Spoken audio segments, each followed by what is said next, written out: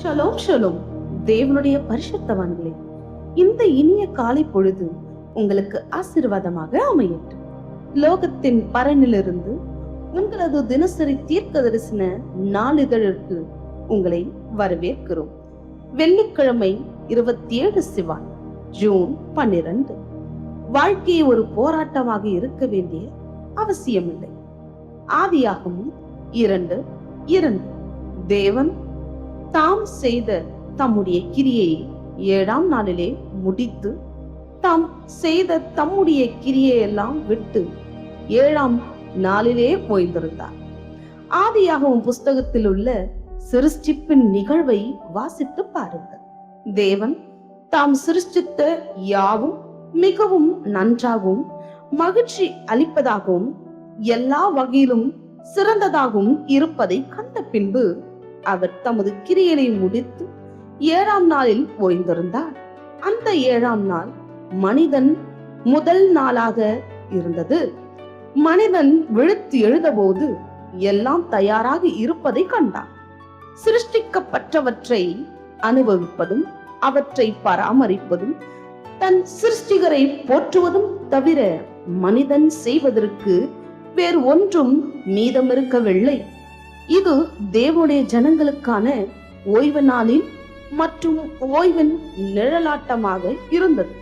நீங்கள் அவருடைய ஓய்வுக்குள் பிறந்திருக்கிறீர்கள்.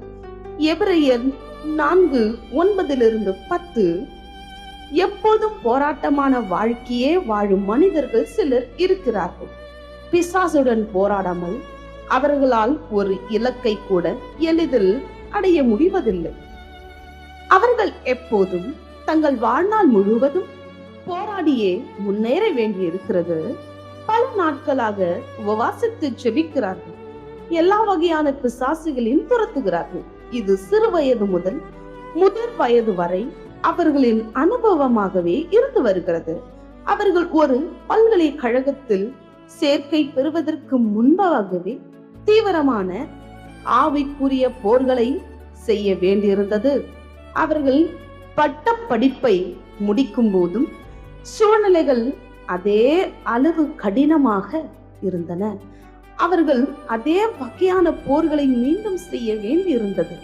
படிப்பை முடித்து வேலை தேடுவதும் அதே கதையாகத்தான் இருந்தது. ஒரு துணையை தேடுவதும் குழந்தைகளை வளர்ப்பதும் இதிலிருந்து வேறுபடவில்லை.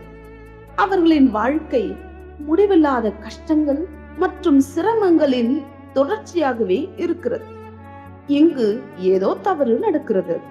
நீங்கள் மறுபடியும் திறந்து பரிசுத்த ஆவியினால் நிரப்பப்பட்டு இருந்தால், பரிசுத்த ஆவியின் வல்லமை மூலம் நீங்கள் வெற்றியின் மேல் வெற்றி பெற்று முடிவில்லாத மகிழ்ச்சியும் ஓய்வும் நிறைந்த வாழ்க்கையை வாழ வேண்டும்.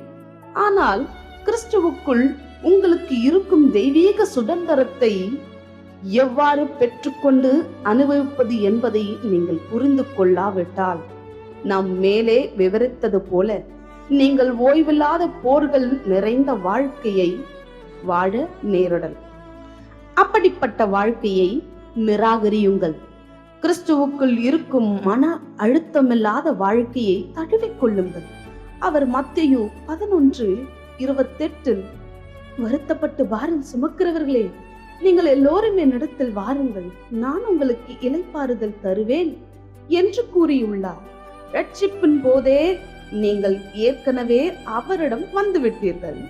அவர் உங்களுக்கு ஏற்கனவே இளைப்பாறுதலை, ஓய்வை கொடுத்து விட்டார். ஏனெனில் தேவனுடைய ஓய்வுக்கு பிரவேசித்தவன் தேவன் தம்முடைய கிரியையை முடித்து ஓய்ந்தது போல அவனும் தன் கிரியையை முடித்து ஓய்ந்திருப்பான். எபிரேயர் 4:10. இதுவே உங்கள் வாழ்க்கையின் உண்மை நிலை. நாம் இன்னும் நம் வாழ்க்கையில் போராடிக் கொண்டும் தவித்துக் கொண்டும் இருக்க வேண்டும் என்பதற்காக கர்த்தராகிய இயேசு பிசாசை அடிக்கவில்லை. நமக்காக அவர் செய்த விகாரமான பலியும் நமக்கு வெற்றியை தருவதற்காக அவர் செய்த கிரியையிலும் முழுமையானவை. எனவே தேவைப்படும் இடங்களில் உங்கள் சிந்தனை முறையை மாற்றி இன்று அவருடைய வார்த்தையை ஏற்றுக்கொள்ளுங்கள்.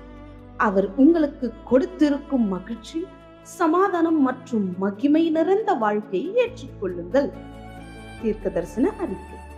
கர்த்தர் என் வாழ்க்கையை எளிதானதாகவும் மகிமையானதாகவும் உற்சாகமானதாகவும் மாற்றியிருக்கிறார்.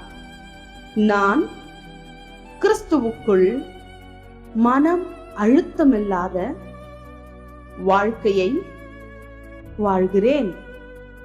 நான் தேவனுடைய ஓய்வுக்குள் இருக்கிறேன். எனவே செழிப்புடன் கூடிய மகிழ்ச்சியான மற்றும் சமாதானமான வாழ்க்கையை நான் அனுபவிக்கிறேன். ராஜா இயேசுவின் நாமத்தில் தேவனுக்கு ஸ்தோத்திரம்.